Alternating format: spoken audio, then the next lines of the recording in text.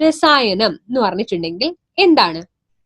ആയുർവേദത്തില് അംഗങ്ങളാണുള്ളത്, 8 അംഗങ്ങളാണ്, 8 വിഭാഗങ്ങളിലായിട്ടാണ് ചികിത്സാ രീതികൾ അല്ലെങ്കിൽ ചികിത്സകളെ നമ്മൾക്ക് 8ആയിട്ട് നമ്മൾക്ക് തരംതിരിക്കാൻ പറ്റും.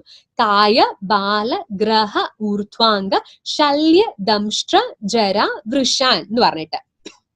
അതിൽ കായ ചികിത്സ എന്ന് പറഞ്ഞിട്ടുണ്ടെങ്കിൽ ജനറൽ ഫിസിഷ്യൻ എന്ന് പറയാൻ പറ്റും. ജനറൽ ആയിട്ട് നമ്മളുടെ ശരീരത്തിൽ വരുന്ന ജ്വരം, അതിസാരം തുടങ്ങിയ രോഗങ്ങൾക്കൊക്കെയുള്ള വിദഗ്ധമായിട്ടുള്ള ഒരു ചികിത്സാ രീതിയാണ് കായ ചികിത്സ എന്ന് പറഞ്ഞ വിഭാഗത്തിൽ വരുന്നത്. ബാല ചികിത്സ എന്ന് പറയുമ്പോഴത്തേക്കും പീഡിയാട്രിക്സ് ആണ് വരുന്നത്. അതുപോലെ തന്നെ ENT വരുന്നുണ്ട്, സ്ത്രീകൾക്ക് ഉണ്ടാകുന്ന രോഗം വരുന്നുണ്ട്. ഗ്രഹചികിത്സ എന്ന് പറയുമ്പോൾ സൈക്യാട്രിക് ഡിസോർഡേഴ്സ് വരുന്നുണ്ട്.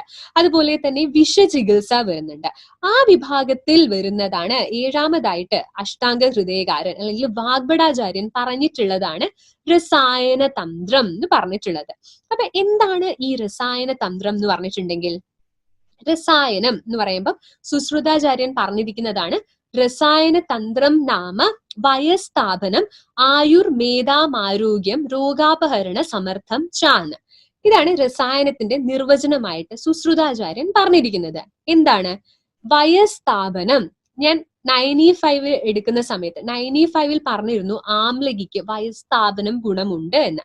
എന്തായിരുന്നു വയസ്ഥാപനം? ആന്റി ഏജിങ് പ്രോപ്പർട്ടി അല്ലെ, വാർദ്ധക്യം അല്ലെങ്കിൽ ചുറുചുറുക്കോടുകൂടി നിലനിർത്താനായിട്ട് സഹായിക്കുന്നത്. വാർദ്ധക്യത്തിൽ കാണുന്ന പ്രശ്നങ്ങളെ കുറെ കാലത്തേക്ക് തള്ളി നീക്കാനായിട്ട് സഹായിക്കുന്നതാണ് ഈ പറഞ്ഞ വയസ്ഥാപനം എന്ന് പറയുന്നത്.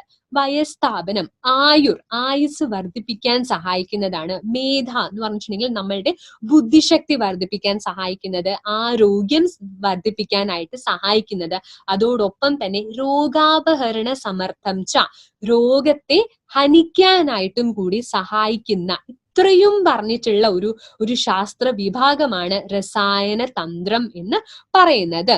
നമുക്ക് ആ വേർഡിനെ തന്നെ 2ആയിട്ട് തിരിച്ചിട്ടുണ്ടെങ്കിൽ നോക്കാം. രസം പ്ലസ് അയനം. രസം എന്ന് പറഞ്ഞിട്ടുണ്ടെങ്കിൽ ന്യൂട്രീഷൻ ആണ്, നമ്മുടെ ശരീരത്തിന് ആവശ്യമായിട്ടുള്ള പോഷകം ആണ്. രസം എന്ന് പറഞ്ഞിട്ടുണ്ടെങ്കിൽ ആയുർവേദത്തിൽ പലതരത്തിലുള്ള രസങ്ങളെ പറ്റിയിട്ട് പറയുന്നുണ്ട്. ആയുർവേദത്തിൽ ഒരു ധാതു രസമാണ്, ഒരു ധാതു. സ്വരസം, ഇലകളിൽ നിന്നും എടുക്കുന്ന നീരിനെ രസം എന്ന് പറയും, മാംസരസം എന്ന് പറയും. അപ്പൊ ഇവിടെ ഉദ്ദേശിച്ചിട്ടുള്ള രസം എന്ന് പറഞ്ഞിട്ടുണ്ടെങ്കിൽ ന്യൂട്രീഷൻ ആണ്, പോഷകം ആണ്.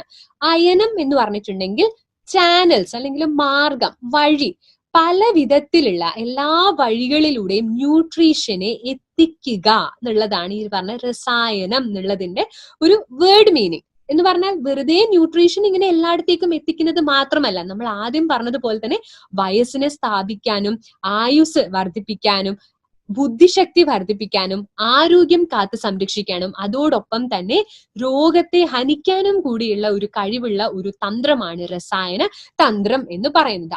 അത്രയധികം ഫലപ്രദമായിട്ടുള്ള ഒരു ചികിത്സാ രീതിയാണ് രസായന തന്ത്രം. രസായനം എന്ന് പറഞ്ഞിട്ടുണ്ടെങ്കിൽ ചെയ്ത് കഴിഞ്ഞിട്ടുള്ള ആൾക്കാരെ നമ്മൾക്ക് നോക്കിയാലുണ്ടെങ്കിലും മനസ്സിലാവും, അവർ ഭയങ്കര ചുറുചുറുക്കോട് കൂടിയിട്ടാണ് വരുന്നത്.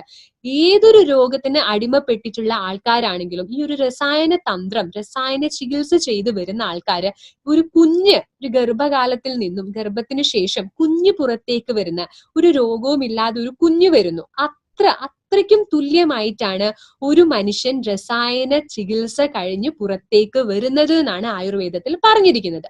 അപ്പൊ നിങ്ങൾക്ക് തോന്നാം വന്ന എല്ലാവർക്കും പോയിട്ട് രസായനം അങ്ങ് ചെയ്താൽ പോരെയെന്ന്. പക്ഷെ അതിന് കൃത്യമായിട്ടുള്ള ഒരു വിധിയാണ് പറഞ്ഞിരിക്കുന്നത്.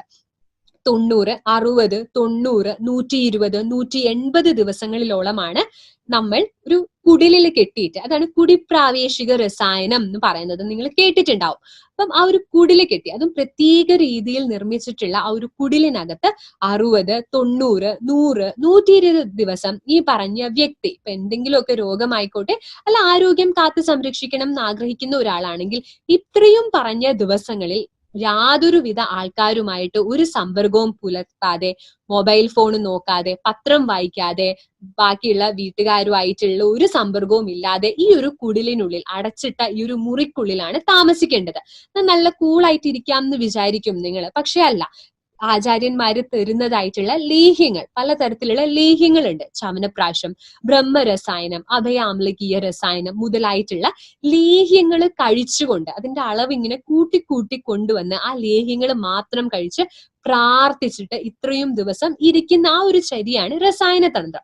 അതോട് തന്നെ ഈ ഒരു, അതായത് നമ്മള് ഈ കുടിപ്രാവേശികം എന്ന് പറഞ്ഞിട്ടുണ്ടെങ്കിൽ ഗർഭം, ഒരു ശിശു ഗർഭത്തിൽ എങ്ങനെയാണോ ഇരിക്കുന്നത് ആ ഒരു അവസ്ഥയാണ് നമ്മൾ പുറമേ ഉണ്ടാക്കുന്നത്. വെളിച്ചവും വെട്ടവും ഒന്നും കയറാത്ത ഒരു മെഴുകുതിരി അല്ലെങ്കിൽ ഒരു വിളക്കിന്റെ നാളത്തിൽ ഇരുന്നു കൊണ്ടാണ് ഈ ഒരു വ്യക്തി അത്രയും ദിവസങ്ങൾ ഇരിക്കേണ്ടത്. അപ്പൊ അത്രയും സത്വബലമുള്ള ഒരാൾക്ക് മാത്രമേ ഇത് ചെയ്യാനായിട്ട് സാധിക്കുകയുള്ളൂ. അപ്പൊ അതിൽ നിന്നും പുറത്തു വരുന്ന ആൾക്കാർ എന്ന് പറഞ്ഞാൽ അത്രയധികം ഗുണങ്ങളാണ്. ഇതുവരെ എന്തൊക്കെ രോഗങ്ങളാണോ അവർക്ക് ഉണ്ടായത് അതിൽ നിന്നൊക്കെ മുക്തി നേടിയിട്ടാണ് ഈ ആൾക്കാർ ഇതിൽ നിന്നും പുറത്തു വരുന്നത്. അപ്പൊ ഇത്രയധികം നമുക്ക് നോക്കുവാണെങ്കിൽ അല്ലെ, എന്തൊക്കെ രോഗങ്ങൾ ഉണ്ടായിരുന്നോ അതൊക്കെ മായ്ച്ചു കളഞ്ഞുകൊണ്ട് ഒരു ശിശു എന്നോണം പുതിയൊരു വ്യക്തിയായിട്ട് പുറത്തു വരുന്ന അത്രയും ഫലപ്രദമായിട്ടുള്ള ഒരു തന്ത്രം, ഒരു വിഭാഗം വരെ ആയുർവേദത്തിൽ പറഞ്ഞിട്ടുണ്ട്. അതാണ് രസായനം എന്ന് പറയുന്നത്.